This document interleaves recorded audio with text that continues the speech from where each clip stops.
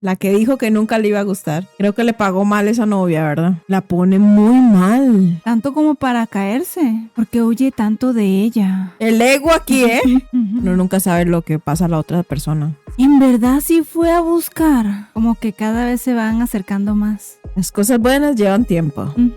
Lo van a hacer arriba de la barra. Van con todo. Vamos, Prince, sal rápido. Estoy nerviosa, tengo miedo. ¡Oh!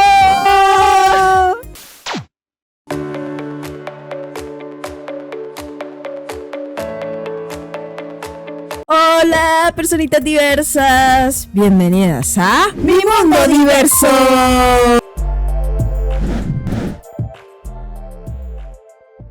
Hoy reaccionaremos al capítulo 4 de Girl Rules. Entonces, no perdamos más tiempo y vayamos a verlo. Lights, camera, action. วิจารณญาณในการรับชม el capítulo anterior. Estuvo buenísimo, lleno de puros besos. El capítulo de los besos fue ese.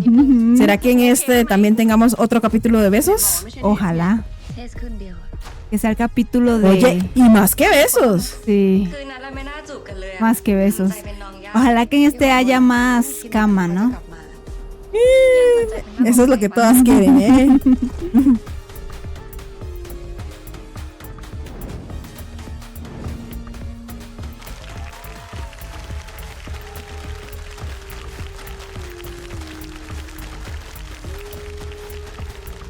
ขอบคุณทุกคนมากๆเลยนะคะที่วันนี้มาให้กำลังใจแบมบี้แล้วก็แบรนด์ฟิโอน่า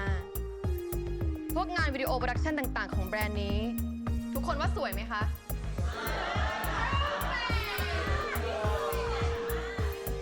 ขอเสียงให้กับปริมปริยากรรุ่งเรืองสุขผู้กำกับและแฟนของแบมบี้เอง ¿Cómo? ¿Ya? No creo con esa cara. No, yo no creo.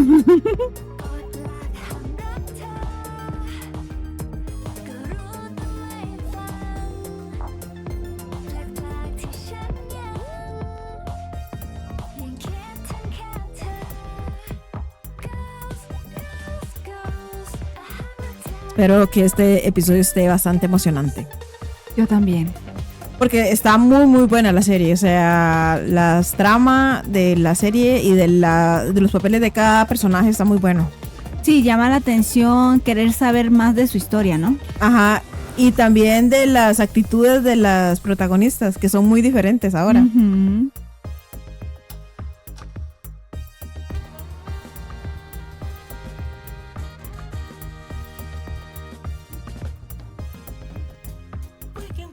Andan juntas. เดี๋ยวนี้ชอบฟังเพลงแนวไหนล่ะ ¿Será que ella la va perdonando? ดูทุกเรื่องเกี่ยวกับฉันไง Parece, ¿verdad? แค่แนวเพลงจำไม่ได้เลย เอ้าเวลาเปลี่ยนคนก็เปลี่ยนหรือแกยังฟังเพลงสมัยมัธยมอยู่ล่ะ ก็ฟังนะ นี่ไง เป็นคนผูกติดกับอดีต คิดถึงแต่อะไรเดิมๆ เรื่องเดิมๆ คนเดิม แกนี่ก็โยงเข้าตัวเองได้ตลอดเลยเนาะ ๆ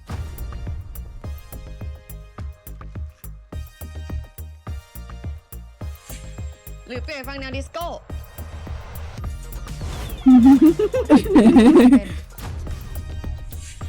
หรือแนวเมทัล มันหนักไป หรือแนวเซ็กซี่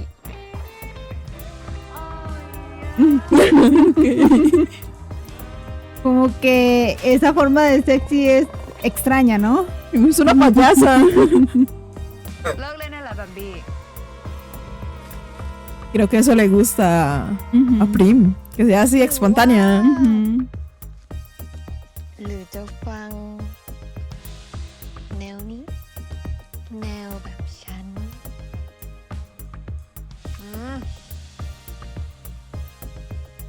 เลิกเล่นได้แล้วที่ให้ตามมานี้ไม่ได้มากวนนะ ไม่ได้กวน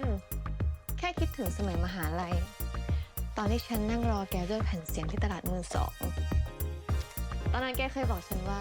แกอยากทำงานมีเงินเยอะๆ จะได้เลือกซื้อแผ่นเสียงแบบไม่ต้องคิดเลย แล้วตอนนี้แกก็ทำได้ละ ยังไม่ขนาดนั้นไหมล่ะ จะใช้เงินฉันก็ยังต้องคิดต้องเลี้ยงแม่เลี้ยงน้องอีก ไม่ได้ชี้นิ้วซื้อได้แล้วก็ไม่ต้องทำงานแบบแกนะ ใครบอกว่าฉันไม่ทำ ฉันทำ ฉันก็ช่วยแม่ทำแบรนด์อยู่ไง แกรู้ไหม เป้าหมายของฉันน่ะ ฉันอยากประสบความสำเร็จ จนติดลิสต์นักธุรกิจสาวอายุน้อยกว่า 30 ทรงอิทธิพลระดับเอเชีย ก็ขอให้แกทำได้จริงๆแล้วกัน ทุกอย่างมันพร้อมให้แกอยู่แล้วอะ ฉันทำได้แน่ ถ้ามีแฟนแบบแกอยู่ด้วย ยังไม่ใช่แฟนนะ นี่แค่โอกาสดูพฤติกรรมไปก่อนอย่าเพิ่งดีใจไป เพราะคนอย่างแกนี่เดี๋ยวดีเดี๋ยวร้าย จะกลายร่างตอนไหนก็ไม่รู้ ฉันก็มีร่างเดียวนี่แหละ สวยร อ๋อ วย อื น่าม รักแล้วก็เอาใจเก่ง คนดีคนเดิมที่แกเคยข้างรักสมัยมหาลัยนั่นแหละ เคย แค่เคย estaba Creo que aún sigue. อย่างน้อยก็เคยนั่นแหละ al menos una vez la amó ชาชา มีแปรงสีฟันปะ มีสิ อยู่ด้านล่างอะ la que no iba a ห volver น่อยสิ Creo que se está quedando seguido ahí, ¿verdad? Ujú.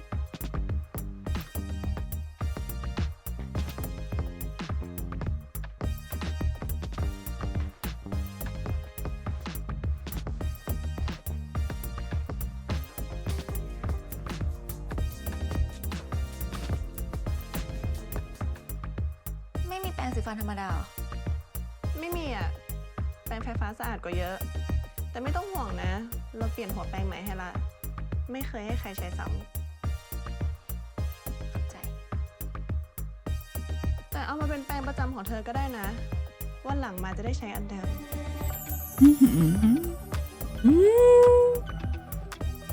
ไม่มาแล้ว ใช้เสร็จแล้วก็ทิ้งเลยก็ได้ ก็ให้มันแน่เถอะ นี่ครั้งที่เท่าไหร่แล้วนะ ครั้งที่ 3แล้วปะ Oh. ก็ถ้าเมื่อคืนเพื่อนไม่ทิ้งก็ไม่มาหรอก แล้วแต่เลย เหตุผลอะไรก็ตามที่ทำให้เธอสบายใจ เพื่อที่จะเลี่ยงไม่ต้องยอมรับว่าติดใจเราเนี่ยก็เอา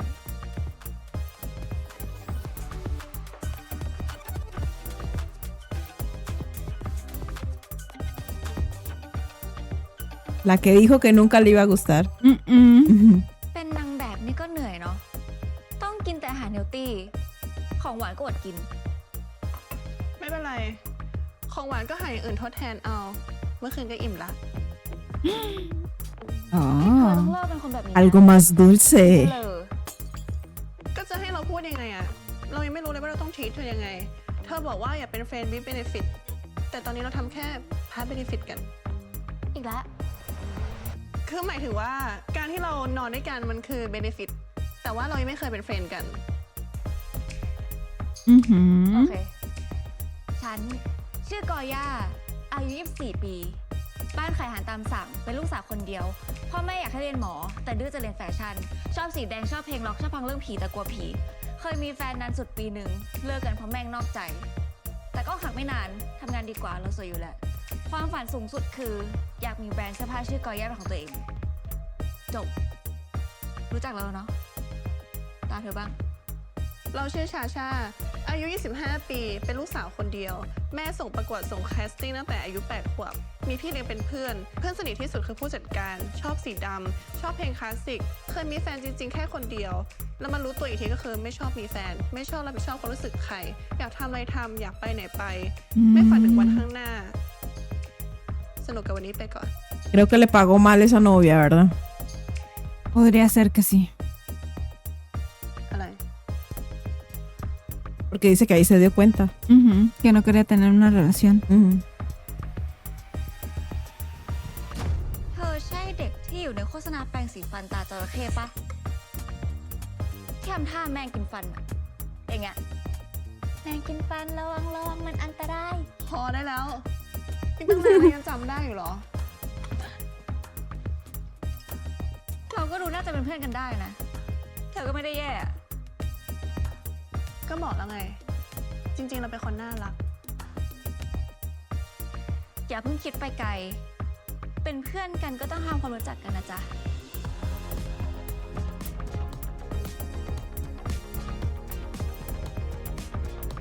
เดี๋ยวเราทิชชู่ให้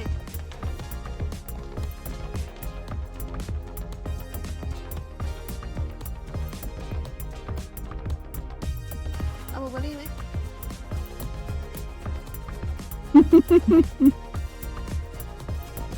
Sasha es muy atenta, ¿eh?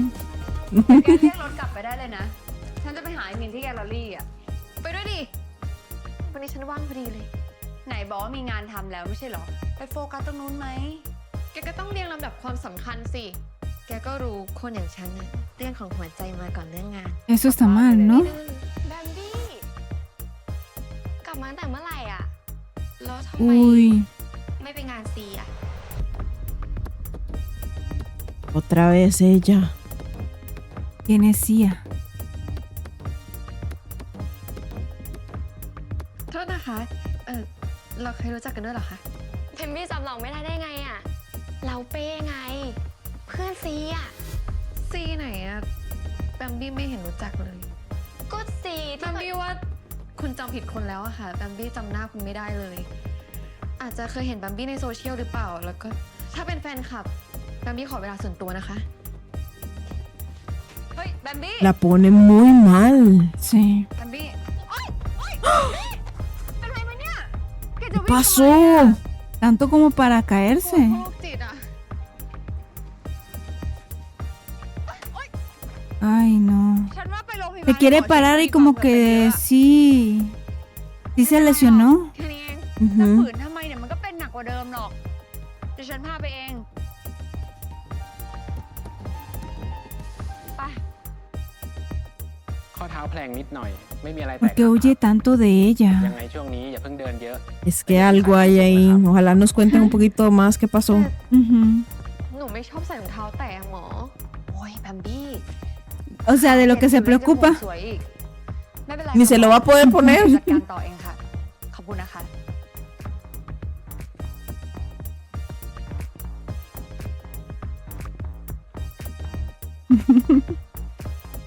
แกจะวิ่งทำไม มีอะไรทำไมไม่บอกฉัน ฉันกลัวโรคจิตอ่ะ แต่เขาดูไม่โรคจิตเลยนะ Ujú. แล้วเขาก็ดูรู้จักแกด้วย Se veía อาจจะเป็นแฟ amistosa. นคลับแม่ฉันก็ได้ หรือว่าผู้สตอกเกอร์ที่อยากใกล้ชิดฉันน่ะ เรื่องแบบเนี้ยมันเกิดขึ้นได้กับคนสวยอย่างฉันนะ Ok. แกทำเป็น El ego aquí, ¿eh? นี่แกไม่รู้จักทั้งเขา แล้วก็คนที่ชื่อซีที่เขาบอกเลยเหรอ ฉันไม่รู้จักจริงๆแค่อย่าไปสนใจเลย จะเดินได้ไหมเนี่ย รออยู่ตรงนี้นี่แหละ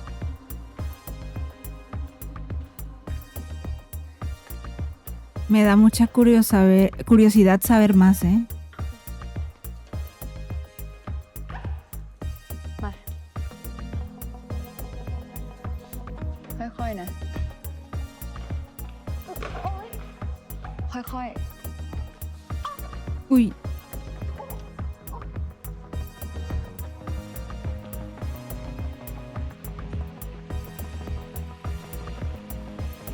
แล้วฉันจะไปหาแฟนที่ดีเท่าแกได้จากไหนอีกอะปิม ๆ แกไม่มีทางหาได้หรอก แล้วคนแบบฉันเนี่ย เสียไปแล้วเสียไปเลย Oh. ที่ช่วยเนี่ย เพราะว่าสงสาร oh, Porque no tiene amigos. ujú. อ่ะ ถือเอง ฉันเจ็บอยู่นะ ถือเอง ฉันเป็นผู้ป่วยนะ ถือเองค่ะคุณหนูแบมบี้ O sea, pero ¿cómo espera que la otra lleve la silla de ruedas y sus zapatos? จะไปแล้วนะคะคุณหนูแบมบี้เบาๆล่ะ No, por Dios. พูดจริงนะ Muy dramática, ¿eh? โรงพยาบาลเหรอ ไม่เป็นไร Es que es una consentida. ไม่เป็นอะไรมากแล้วกัน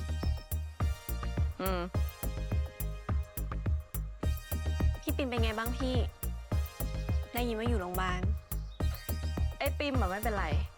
แต่แบมบี้หกล้มข้อเท้าแผลง สุดท้ายก็กลับมาคบกันแล้วเนอะ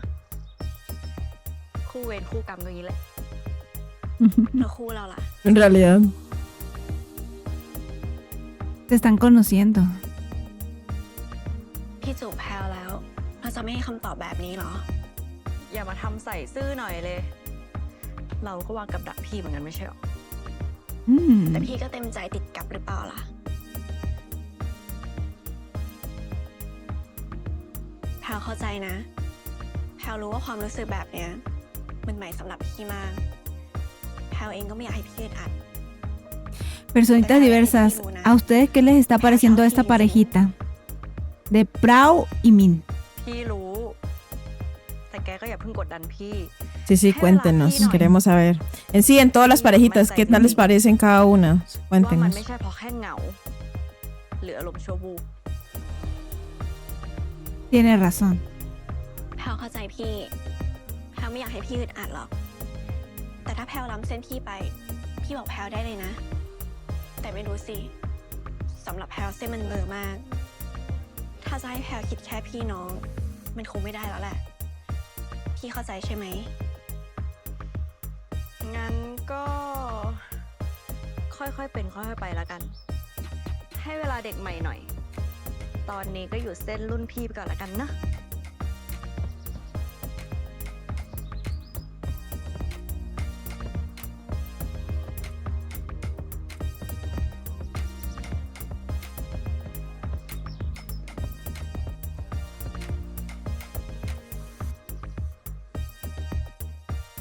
สักวันแพลวจะข้ามเส้นรุ่นพี่ไปให้ได้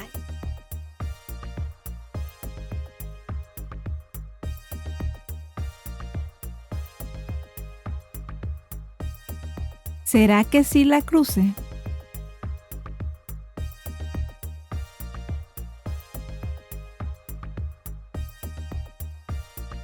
นี่เธอต้องคุยกองเสื้อผ้าขนาดนี้เลยเหรอ ชีวิตสไตลิสต์ขาลุยก็แบบนี้แหละ ถ้าอยากเป็นเพื่อนกับเรา ก็ต้องใช้ชีวิตแบบนี้ ไอ้เสื้อผ้ามือสองพวกเนี้ย เอามา mix and match qué ใหม่ linda ก็เอาไปขายละ Fue con แต่สภาพ ella. เราก็ไม่ไหวนะ ถึงต้องลงมานั่งคัด O sea, imagínate a Sasha con el estilo de vida que tiene ir ahí. ประโยชน์นั่ง Sí, es rarísimo. Como que sí le gusta mucho, ¿eh? สวยๆ เท่ๆอะก็แยกเอาไว้ แล้วที่เราจะรู้ได้ไงอะว่าเธอชอบแบบไหน เลือกไปเถอะ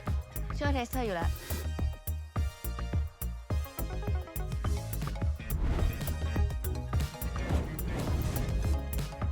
พี่ตัวนี้ A mí siempre Mil se me ha parecido como muy bebé, ¿sabes? Es como alta, pero como que ให้ tiene เธอดูแลแบบนี้เย็น su cara muy bebé. เอาไปถือเอง Como una carita de bebé.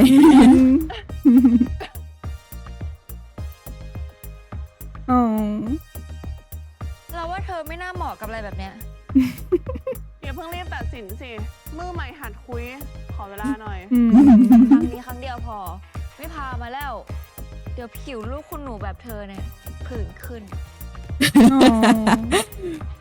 Sí, no está acostumbrada a eso. แยกเอาไว้ค่ะ หนูกำลังจะเอาไปจ่ายตังค์ อะไร มันอยู่ในกอง พี่ก็อยากได้เหมือนกัน ก็เลือกไว้ก็ต้องอยู่ข้างตัวเองสิ หนูหันมาคุยกับเพื่อนแป๊บเดียวเอง หนูแยกเอาไว้คือของหนูพี่ ไม่รู้ นี่ก็ชอบเหมือนกัน พี่คะ พี่จะเอาเสื้อผ้าพวกนี้ไปทำอะไรอะคะ เอาไปขาย งั้นเดี๋ยวหนูซื้อต่อ พี่ขายเท่าไหร่คะ ขายตัวละ250อ่ะ ถ้าเอาหมดนี่ก็ 3 ตัวก็ 750 โอเค งั้นหนูเอา แต่ขอเป็นตัวที่เพื่อนหนูอยากได้นะคะ ได้เลยจ้า 3 ตัวเลยเนาะดีจังเลยไม่ต้องไปขาย เดี๋ยวพี่ไปซื้อน้ำแป๊บนะ เดี๋ยวถุงให้โอ้เลือกแล้วไม่รู้ไว้กับตัวเองเนี่ย โอ้คนอื่นก็อยากได้เหมือนกันเนาะ ชา ดูด้วย แม่งขายตัวละ 20 ใช้เงินไม่รู้เรื่อง อะไรที่เธออยากได้อะเธอก็ต้องได้ Wow. Me encantó esa frase, ¿eh? Si es lo que quieres, lo tendrás. นี่เลือกแล้วเหรอ ไม่ชอบเหรอ คิดว่าได้ปะล่ะใส่เองอ่ะ Qué linda.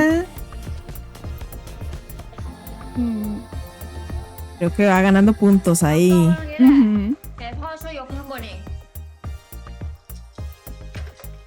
เดี๋ยวเราช่วยยกขึ้นไปข้างบนก็ได้นะ ไม่ได้ ข้างบนมีเฉพาะเพื่อนสนิทเท่านั้นที่ขึ้นไปได้ นี่ช่วยขนาดนี้เรายังไม่สนิทอีกเหรอ ยังอีกไกลจ้ะ ท้อเลยดิ คนอย่างเธอนี่ ดูไม่เหมาะกับความลำบากเลยอะ ทำไมอ่ะ เธอคิดว่าการเป็นนางแบบมันง่ายเหรอ ก็ไม่ได้บอกว่าง่าย แต่มันก็ดูสบายกว่าที่เราทำอยู่อะเราอยากเป็นเลย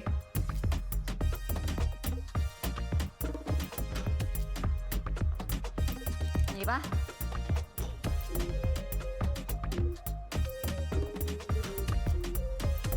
เป็นไง พอเป็นนางแบบได้ปะ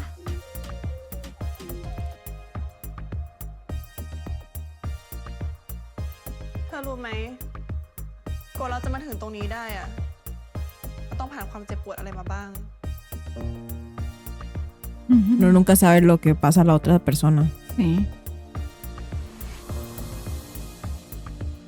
Nada es fácil.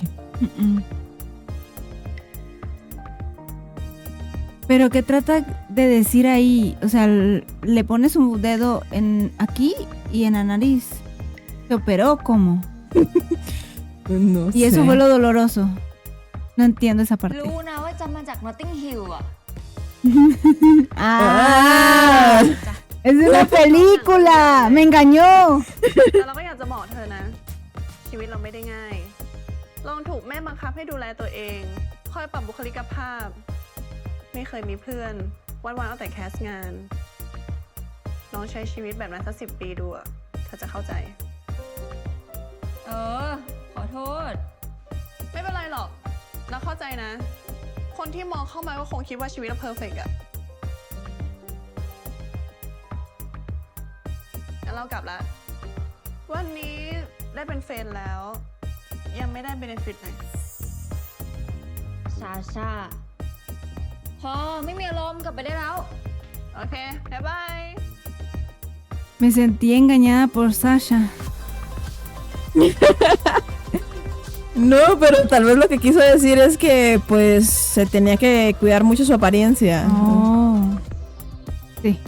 Pero haciendo referencia a lo de la película. Película, sí. ยังเลย นี่กูยังสงสัยเลยนะว่านางจะหนีทำไมวะ แล้วนางไม่เคยเล่าอะไรให้มึงฟังเลยเหรอว่าที่หายไปอะเกิดอะไรขึ้นบ้าง ไม่เคยเลย ก็บอกแค่ว่าไปเรียนต่างประเทศ ตีสแล้วก็อยากประชดแม่ แล้วไม่อยากติดต่อใครที่ไทยเลย แค่นั้นนะ ถ้าสงสัยมึงก็สืบ โซเชียลมีไว้เสือก Ok.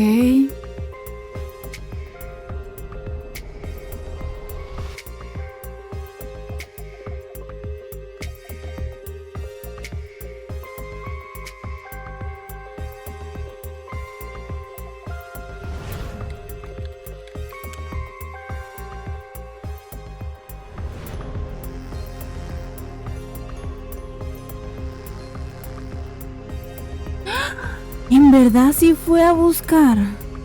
La chica que vio. Oh, sí. Sí, sí. ¿Qué lo llama? Esa sería como la exnovia de ไปหาหมอตามนัดไหม ella. ไม่เจ็บเล่า แค่พา ¿Por โนไว้ qué? อ้อนแกเฉย Porque siempre se acerca a ella. แล้วทำไมต้องปิดเครื่อง แล้วไม่ตอบแชทฉันด้วย ๆก็อยากจะมีมุม introvert แบบ Es que a mí se me hace que esa muchacha sabe mucho. หายไปให้แกได้คิดถึงไง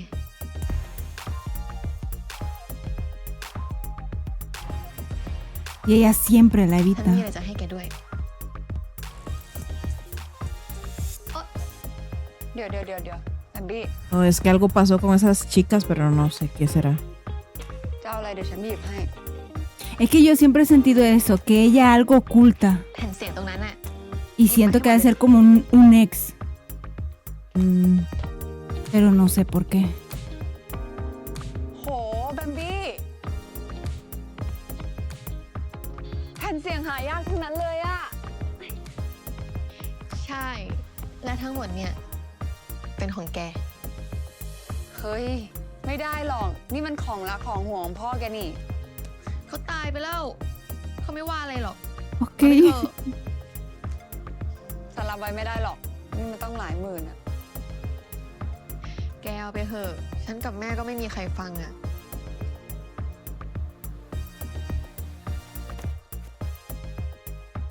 แกดูแลของมีค่าได้ดีกว่า Ya quiere darle todo. ขอบคุณนะ นี่ฉันไม่ต้องช็อปไปอีกพักหนึ่งเลยนะเนี่ยฟังทุกวันเลยนะ เฮ้ยแผ่นนี้โคตรเจ๋งอะแบมบี้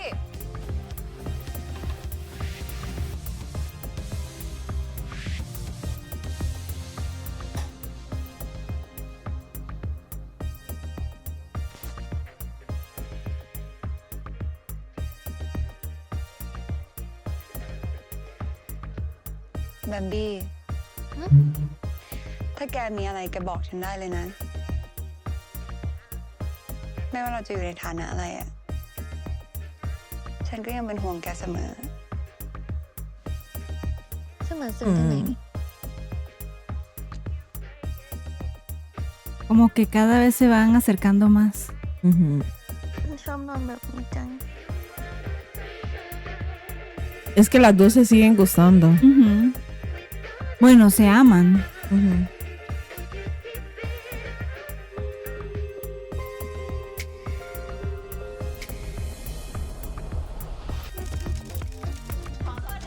ขอบคุณนะครับขออนุญาตถ่ายรูปเลยนะ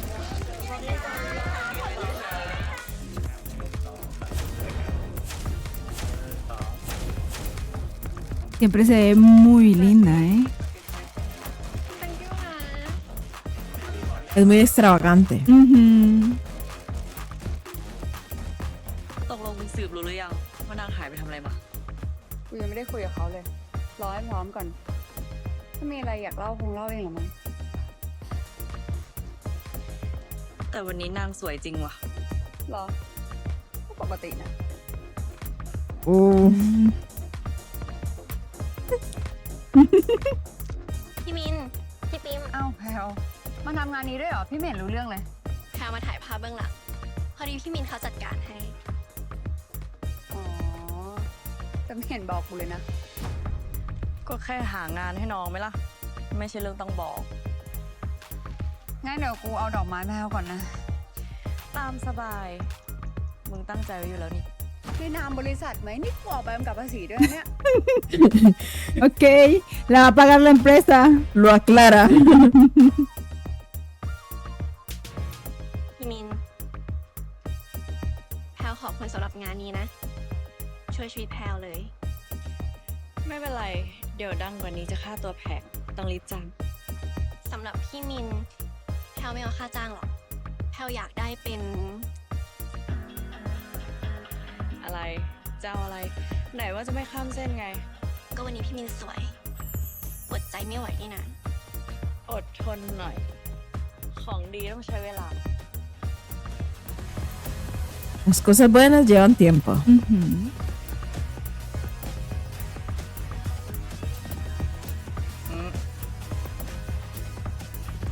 Exacto, sin presiones. เรียบร้อยแล้วค่ะคุณชาชา เดี๋ยวฉันเปลี่ยนชุดด้านนู้นได้เลยนะคะ ขอบคุณนะคะ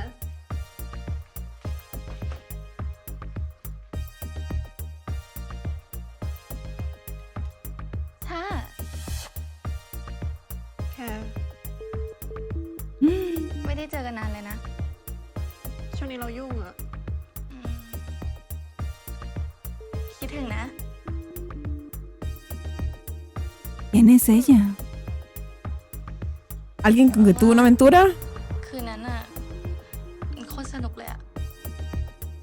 แต่เธอหายไปไหนอะเราทำอะไรผิดหรือเปล่า ไม่ได้ทำอะไรผิดหรอก ก็แค่ สนุกกันไม่ใช่เหรอ ก็รู้ แต่ว่าอยากไปบ้านเธออีกอะสัญญาว่ารอบเนี้ย จะทำให้ลืมไม่ลงเลย ¿Qué será inolvidable? ¡Ah! ¡Tasha, no! Bueno, pero es que ella solo tiene una amiga con derecho, ¿eh? Ujú. Que ahí va. Oh, ทำไมไม่ por เอาชุดไปให้นางแบบ Dios. เปลี่ยนอีก โชว์มันจะเริ่มแล้วเนี่ย พี่ก่อย่าคือนางแบบของหนู Con Con lo que le costó que Gloria accediera. Ay, no. Dios mío. Se ve curiosa con ese pelo. Se ve bonita, se ve exótica. Llamémosla así. No le va. No, no le va.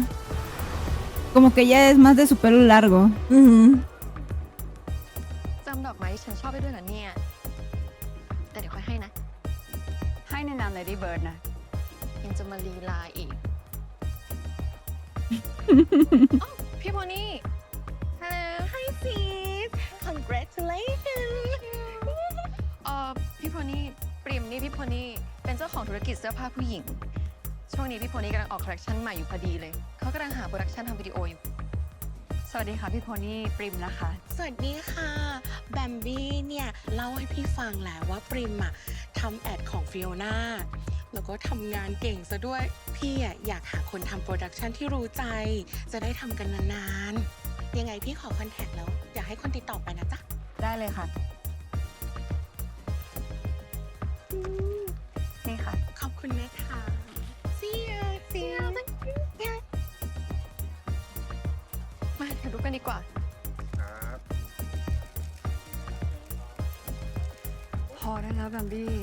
ไม่เห็นต้องใกล้ขนาดนี้เลย ก็ต้องสร้างคอนเทนต์หน่อยไหมล่ะ คอนเทนต์อะไรอีก เดี๋ยวก็รู้ค่ะ Ay, no, Bambi. Eso fue antes. Ajá.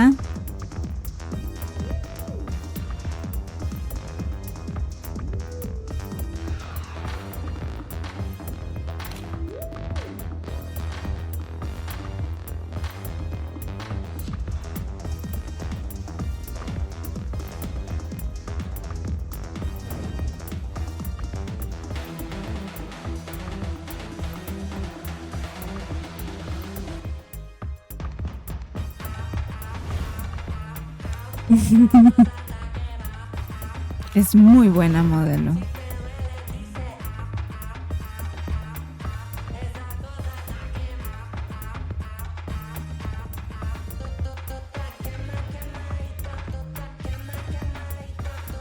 Como que la peluca no te convence, ¿verdad? Sí, eso es. Por eso la ve tanto.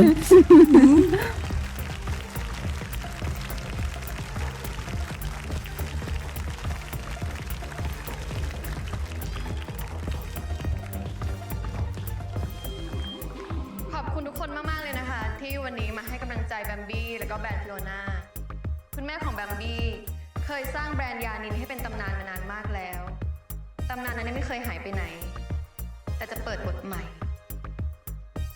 อะไรที่มันเก่า มันเชย Ay, Bambi, ¿qué vas a hacer?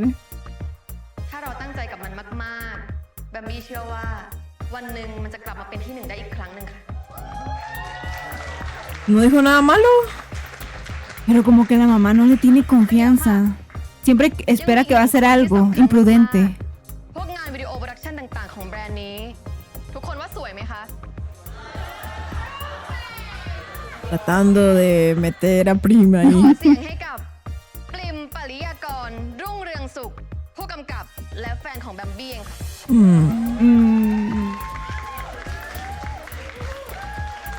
Hasta la mamá se asustó. Como de, ¿no me habías dicho que según no era tu novia de nuevo?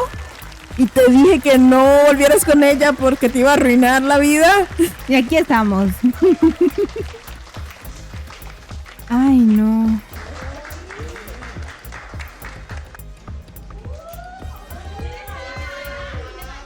Uy. Bueno, mentiras no dijo, ¿verdad? Porque como que ellas se ven cada vez más cerca. Pero no es su novia. Pero lo fue. จะกลับแล้วเหรอ ไม่ไป after party ด้วยกันก่อนเหรอ Pero es que como que ella no quiere ser como reconocida así, ¿no? Sí, no. Eso es lo que no le gustó. กับแบมบี้เหรออย่าบอกนะว่าตัดใจไม่ได้ ท เธอไม่ต้องยุ่งนะปะไม่ได้เป็นคนตัดใจง่ายเหมือนเธอ Se enojó, ¿verdad? Se puso celosa. นี่หึงเรากับแคร์เหรอ ถึงเพื่อ Pring está escuchando todo, ¿verdad? Parece, ¿verdad? Como está lejos, pero poniendo atención. พี่ได้อยากรู้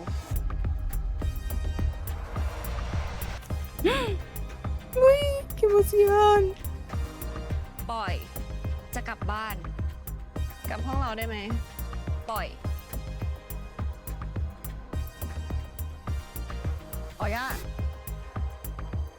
Pring, ¿qué te metes? Tú ve a tus problemas. ไม่มีอะไรพี่ หนูกำลังจะกลับบ้าน ยินดีด้วยนะปิม ได้เป็นแฟนกับแบมบี้ออฟฟิเชียลแบบเนี้ย ใครที่แอบรักเธออยู่ ก็คงอกหักกลับไปร้องไห้แน่เลยอะ Indirecta. ไม่ต้องยินดีหรอก มันเป็นคอนเทนต์ของแบมบี้กอย่าไม่อยู่ after party ด้วยกันเหรอ ไม่ดีกว่าพี่ วันนี้ไม่มีอะไรให้ฉลอง ยินดีด้วยนะคะ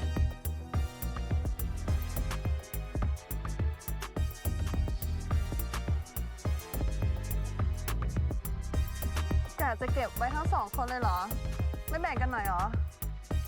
พูดเรื่องของเธอนะ ¿Cómo? ¿Cómo fue eso? ¿No me darás una oportunidad, dijo? Yo entendí como que quiere acaparar a las dos, a Bambi y a Goria.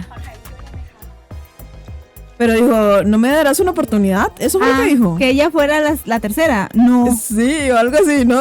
Algo así entendí. Yo no lo entendí así. O que no le dará una oportunidad para estar con alguna. Con alguna de las ทำไม dos. แกทำแบบนี้ ฉันยังไม่ได้ตกลงอะไรกับแกเลยนะ ใจเย็ Se นนะ enojó. ฉันคิดมาดีแล้ว มันจะเป็นผลดีกับแกนะ ดียังไง มีแต่คนมาสนใจอะไรก็ไม่รู้อะ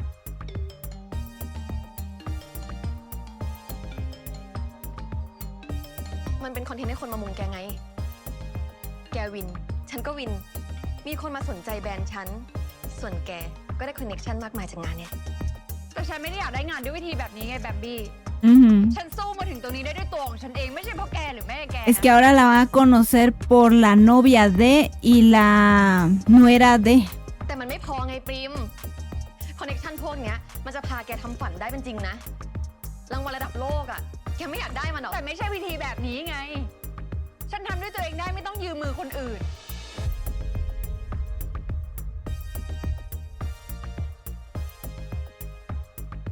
คนอื่นเหรอ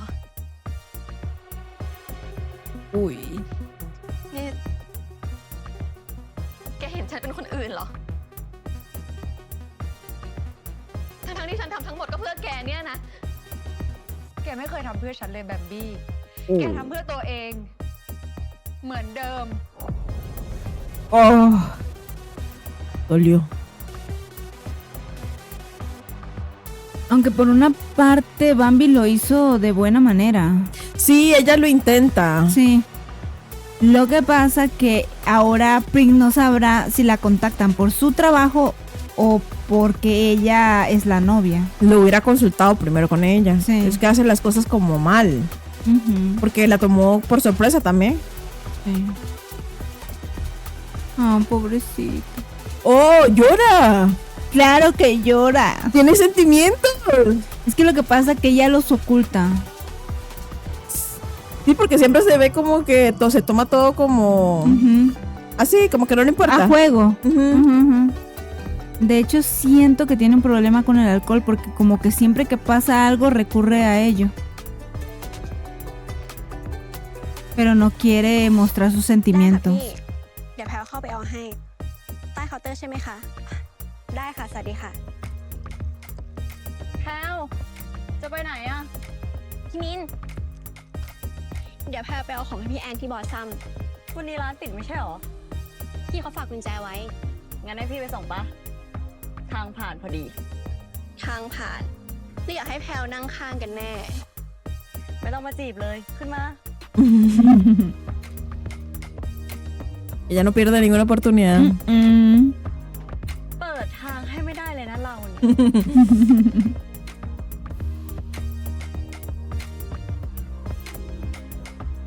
Esa es como la relación más tranquila, ¿verdad? Sí, la que no nos lleva como a emociones tan fuertes por ahora. ร้านเขาปิดอาทิตย์ละ Como วัน que nos da tranquilidad y พี่ก็ให้ paz. เจเขาพักบ้าง อยู่ไหนเนี่ย เจอแล้วพี่ เดี๋ยวบอกเจเขาก่อน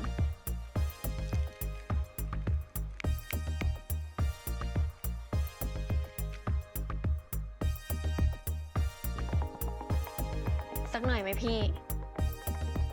แพลวชงให้ได้นะ ไม่เอา จะมาแอบกินตอนเจเขาไม่อยู่ได้ไง เจเขาอุตส่าห์ไว้ใจแก โหพี่ เจเขาไม่ว่าหรอก กินได้เลย แกยังสอนแพลวชงอยู่เลย มาสักหน่อยไหม คืนนี้บาร์เป็นของเรา2 คนนะ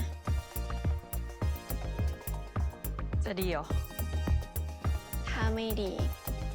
แพลวไม่ชวนพี่ทำหรอก Una bebida lleva a otra, y a otra, y a otra. Es que no sé. Y Min con las bebidas, ya sabemos cómo se pone. Sí. Atrevida. Como que le entra calor.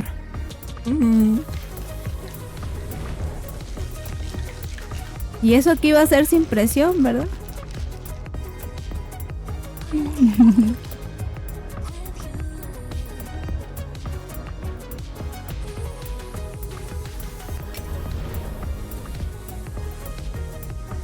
Están tomando de todo.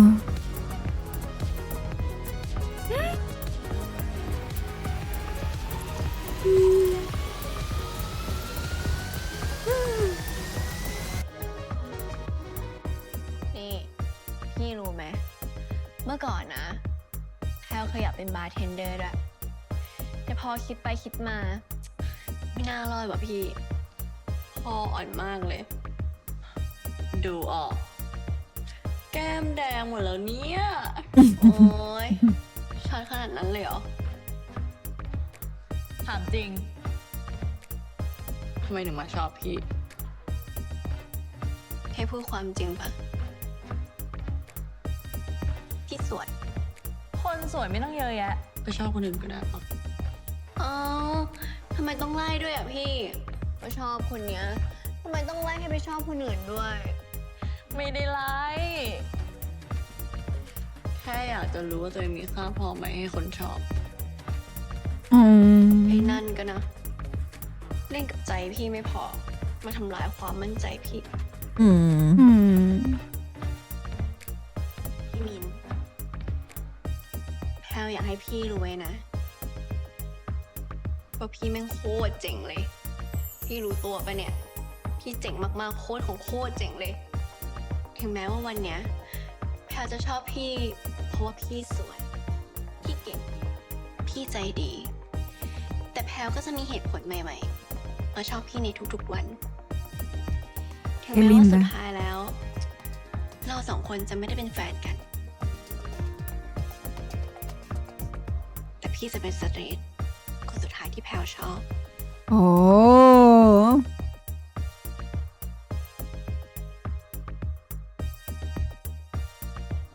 แล้วถ้าพี่ไม่ใช่สเตรทแล้วอะ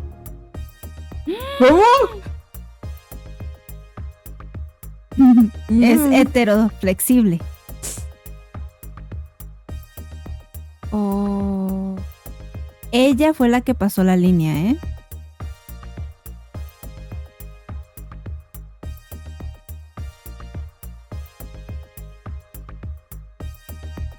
¿Y no qué iban a esperar?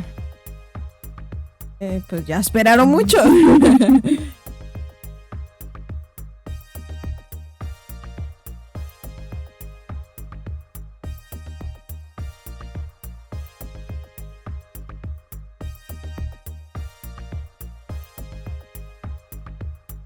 Wow.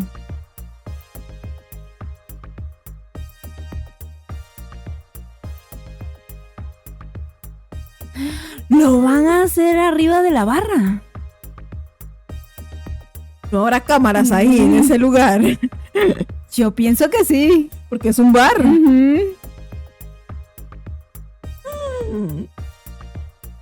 Van con todo.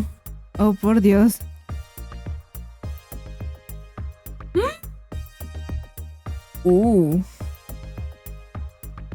Oh. Se van con todo. Esto está intenso. Eso es lo que hace el tomar. Ujú. La bebida. Da mucho calor. เสียงที่สั่งไว้วันก่อนนะคะ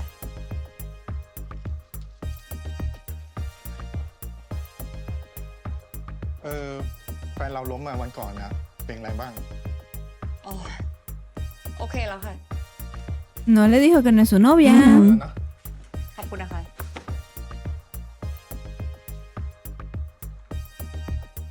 Oh. La chica misteriosa. ขอโทษนะคะ ว่าไงคะ ขอรบกวนได้ไหมคะ วันก่อนที่คุณทักแบมบี้อะค่ะจำได้ใช่ไหม อ๋อ คุณที่มากับแบมบี้วันนั้น ใช่ค่ะ คุณรู้จักแบมบี้จริง ๆ ใช่ไหมคะ รู้จักสิคะ แฟนเก่าของแบมบี้เป็นเพื่อนเรา ตอนนั้นก็คิด ¿Qué te dije? ว่าทำไมแบมบี้ต้องแกล้งทำเป็นไม่รู้จักกันด้วย แต่ก็เข้าใจแหละ คงทำใจไม่ได้กับเรื่องที่เกิดขึ้นนะคะ ¿Qué pasó? Cuéntanos todo. Cuenta más. ขอโทษนะคะ คุณเป็นอะไรกับแบมบี้หรือเปล่า แฟนค่ะ Ah. ¿Cómo ahí se utiliza eso? ¿Por qué quieres saber? แฟนเก่าว่าคบกับแบมบี้ได้ 6 เดือนได้มั้ง แต่ก็คบกันแบบเงียบๆนะ ไม่ได้เปิดตัวอะไร เห็นมันบอกว่าแบมบี้ตั้งกฎเอาไว้ ขอให้แน่ใจก่อนว่าไปกันรอดจริงไหม ถึงจะยอมบอกคนอื่น ซีมันก็เลยยอมคบกับแบมบี้เป็นแบบแฟนลับๆไปก่อน แล้วทำไมเขาถึงเลิกกันนะ เห็นมันบอกว่าแบมบี้ยังตัดใจจากแฟนเก่าไม่ได้ ก็เลยทะเลาะกันใหญ่โต จนเกิดเรื่องนั่นแหละ เรื่องอะไรเหรอคะ O Alex. เออ Otra ex. ก็ย่า ¿Cuántas ex ha tenido Bambi? ¿Y fue antes de ella o después de ella? Ajá. ตื่นได้แล้วลูก นัดเพื่อนไว้แล้วทำไมยังนอนอยู่แบบนี้ล่ะ ตื่นแล้ว ตื่น นัดใครแม่ ไม่ได้นัดวันนี้วันหยุดหนูนอนตื่นเที่ยง จำผิดหรือเปล่า นี่เขารอตั้งนานแล้วนะ เร็ว ตื่น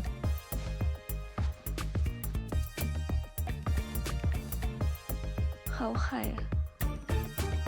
อะไรนะติดอยู่ที่ปากเดี๋ยวช้านี่แหละ ใช่เลย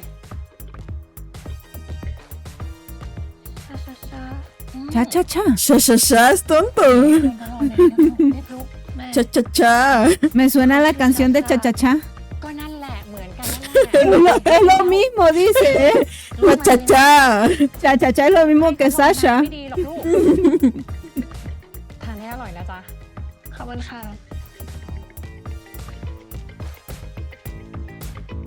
La fue a buscar.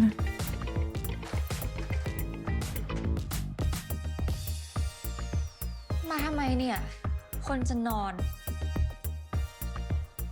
กะเพราหมูสับผัดน้ำไม่เผ็ดไม่เค็ม ไข่ต้มยางมะตูมเยิ้ม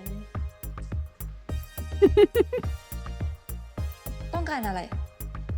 ๆนี่ก็คืออีกหนึ่งสิ่งที่เธอต้องเรียนรู้เกี่ยวกับเราอะ จะเล่นเกมอะไรอะจริงๆ เราไม่ต้องพยายามทำความรู้จักกันแล้วก็ได้นะ จบกันไปเถอะ ฉันจะไม่ไปห้องเธออีกแล้ว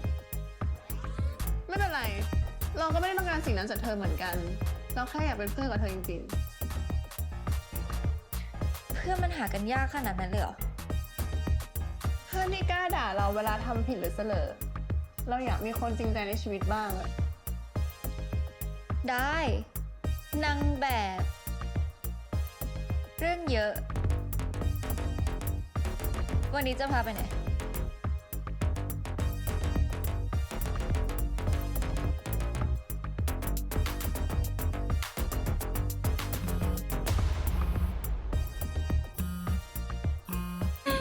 La está llamando. Bring.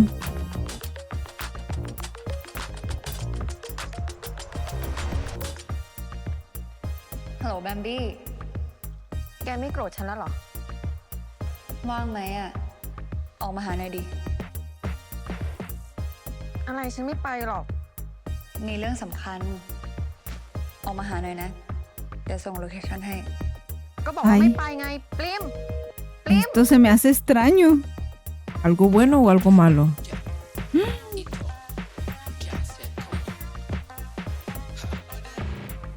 ¿Y si va la otra chica y la enfrenta con Bambi?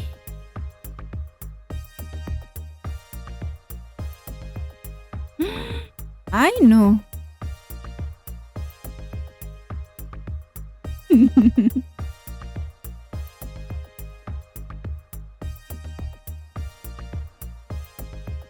Una buena noche, ¿eh? Se cruzaron muchas líneas. กี่โมงแล้วพี่มิน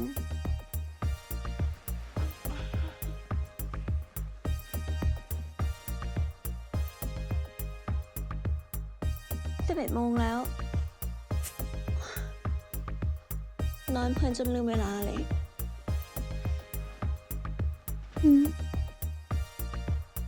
แล้วพี่มินเป็นไงบ้าง ก็พี่ก็ไม่เคยตื่นสายขนาดนี้มาก่อน No preguntó sobre eso. สงสัยเมื่อคืนมันดีมาก เราสองคนเลยนอนกอดกันลืมเวลาไปดิ Ah, solo se abrazaron. Ajá, ¿tú crees? สุดท้าย ไอ้คนที่บอกว่าอย่าขามเซ็งก็ทำซะเอง Ujú. มันก็แค่ภายนอกไหมล่ะ แต่ภายในก็ยังเหมือนเดิม พี่เนาะ แต่ที่ทำเมื่อคืนเนี่ย ไม่ใช่พี่น้องแล้วนะ Oh, pasó algo พี่น้อง más. ไม่หมด Oh, por Dios. ตั้งแต่ปากพี่ประกบกับปากแพลวแล้ว Ah.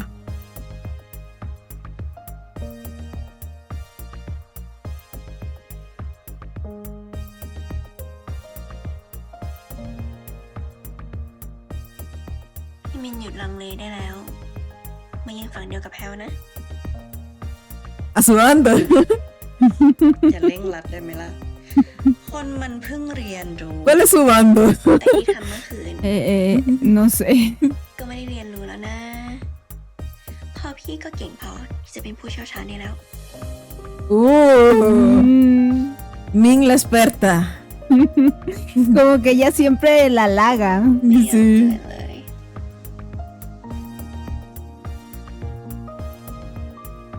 Uy, Min se queda como con cara. ¿Qué hice anoche? Sí.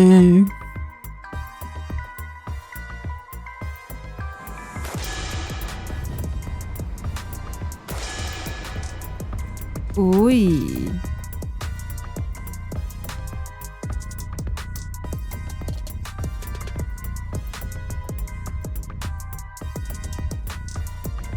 ก่อนของการเป็นเพื่อนกันน่ะ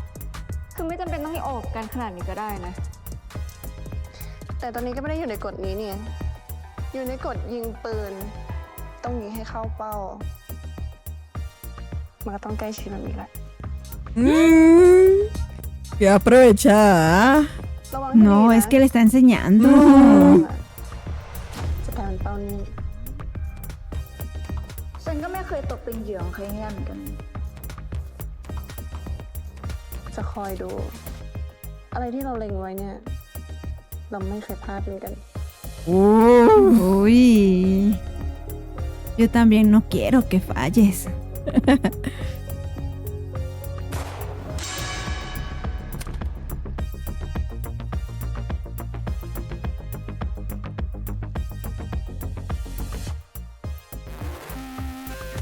Es buena en el tiro, ¿eh?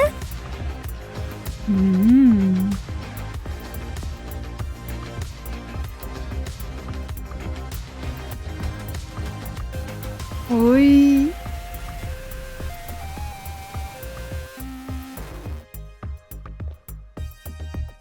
Qué nervios.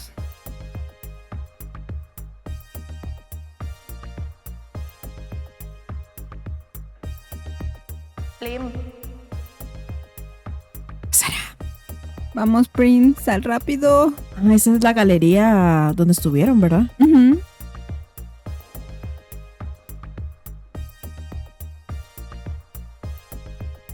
Estoy nerviosa, ¿eh? Tengo miedo.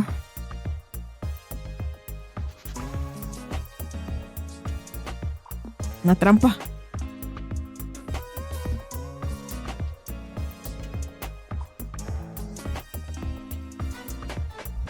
เนี่ยไม่ถ่ายไม่สวย ไม่จริงอะถ้าแกไม่สวยแกไม่มีวันออกจากบ้านหรอก ต่อให้แซดแค่ไหนก็ไม่มีวันที่ใครจะได้เห็นแกโทรมนอกจากฉันคนเดียว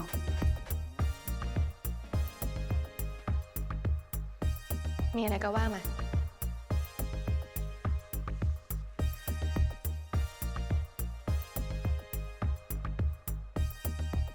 ฉันขอโทษนะเรื่องวันก่อนอะคือฉันไม่ได้ตั้งใจจะพูดแบบนั้นนะแต่แกก็ชอบเซอร์ไพรส์ตลอด ใครจะไปตั้งตัวทันวะ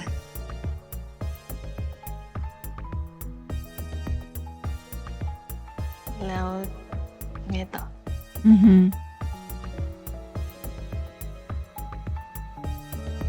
Tuvo buenas intenciones. ฉันรู้แล้วว่าแกหวังดีกับฉัน Exacto. Exacto. แกก็เป็นคนที่รู้จักฉันดีที่สุดในทุกๆเรื่อง แกคือคนเดียวที่ฉันกล้าร้องไห้ตอนดูหนังหมาตายได้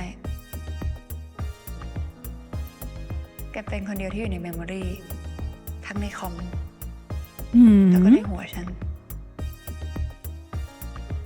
แกคือคนเดียวที่ฉันกล้าแชร์ความฝันโง่ๆได้โดยไม่เคยดูถูก Ay, ¿me va a decir algo bueno de que ya no podrán ser novias nunca más? Es que siento raro, ¿sabes? De que terminan hasta ahí. คือที่ที่ฉันเคยขอแกเป็นแฟนตอนมหาลัย Y aquí te pido que terminemos. No, ¿verdad? ¿O sí? แล้วก็จะเป็นที่ Donde terminemos todo. Dios mío. ที่ฉันจะขอแกกลับมาเป็นแฟนอีกครั้ง ¡Oh! ¡Sí! ¡Qué lindo! ¡Wow! ถึงกันเลยว่ะ อะไรที่มันแย่ๆ ที่มันผ่านมาแล้วก็ทิ้งมันไปแล้วกันเนาะ Entonces, ¿qué pasó? No lo sé, porque no entendí nada. ยังไงในชีวิตฉันก็ยังอยากแชร์ความสุขกับแกอยู่ดีว่ะ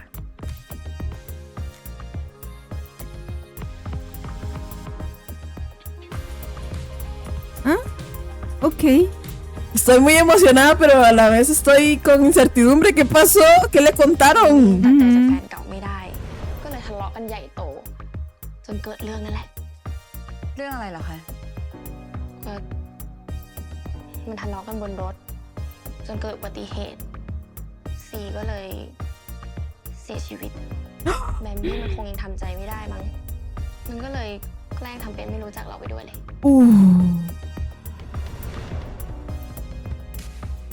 Yo creo que fue entonces antes de ella. ¿Verdad? Y después se dio una oportunidad con ella. ฉันขอโทษนะ ฉันอยากให้แกเข้าใจฉันว่าทุกอย่างที่ฉันทำไปฉันแค่เห็นแกมีความสุข Como que ese trauma la hizo tener miedo, ¿no? Bueno, ese accidente quedó con mucho trauma. Es que imagínate, yo creo que pues ella iba en el carro, quién sabe quién iba conduciendo. Sí. Sí, es algo que también queremos saber. Y solo ella sobrevivió entonces. Y se siente más culpable. หายไปไหนนะแบมบี้ อยู่นี่แล้ว ¿Cómo que ahora? ¿Siempre? No, sí se fue. ¿A dónde? Por un tiempo. Ah, sí, pero... Por eso le dice, no me dejes. Pero que no la vuelva a dejar de ahorita, ¿verdad? ¡Oh!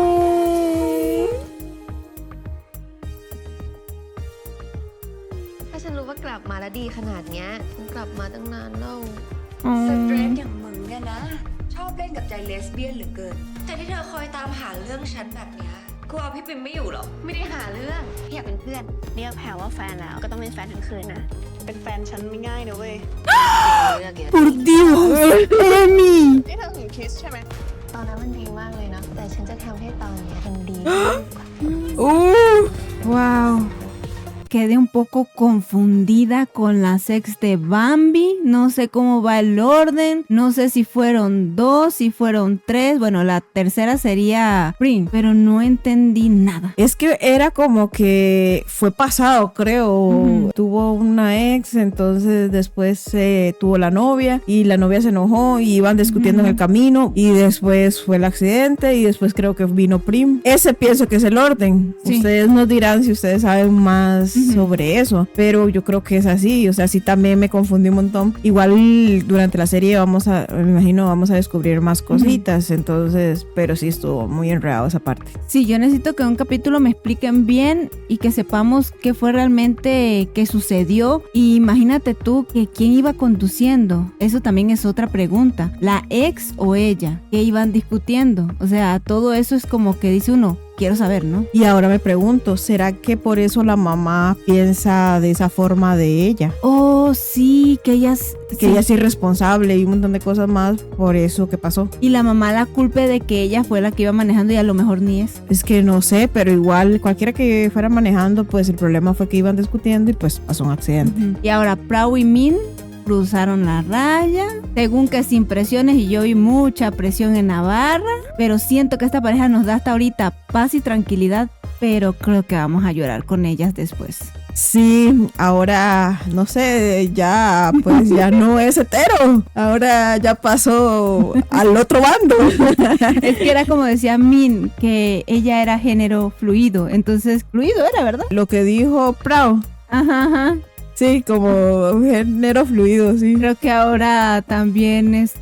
Min es género fluido. ¿Y qué tal Goria y Sasha? Ya vimos los primeros celos y enojos de Goria, porque a mí no me van a mentir, eso sintió celos por Sasha, porque pensó que se habían besado, que nosotros vimos que parece que sí, pero yo quiero pensar que en el siguiente capítulo nos explique Sasha que no, que la rechazó. Pero es que iba como acomodándose la blusa y todo, entonces... Pero puede ser que la otra la haya tocado y le haya bajado su blusita, entonces la otra dijo, no, detente, yo ya soy de alguien, tengo una amiga con beneficios y derechos, entonces bueno, no sé. Pero yo digo, no tenía por qué ponerse así tampoco porque no son nada. Al final ella fue la que puso eso y dijo, no, pues solamente sería acostarnos y ya. Ah, y la de una sola noche que ya van 3, ¿no? Y hasta ya le puso cepillo de dientes, ¿verdad? Para que cuando haya otra vez.